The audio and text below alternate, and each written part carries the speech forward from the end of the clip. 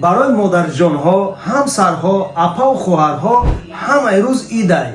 فرقی نداره، برای مهر و محبت زیاده شدن چیزی که نباشه یک تحفه بده خلاص. ای اکاکوجای رنگی پوستی کراکادیل انا همین گونه میکشویشه که 10 نمودی تحفه داره. ای قرآن سر کردگی تو آب زمزم و تسبیح برای مادران.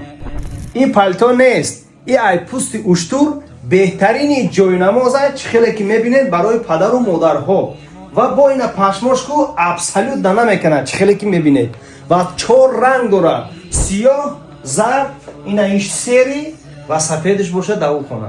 اگر شما ارزانترش هم میخواهید 3-4 نمود هست برای دختر بچه ها و همسرها. درش در یک تا جای نماز داره و یک تا تسبیح در ان امیخه سومکه.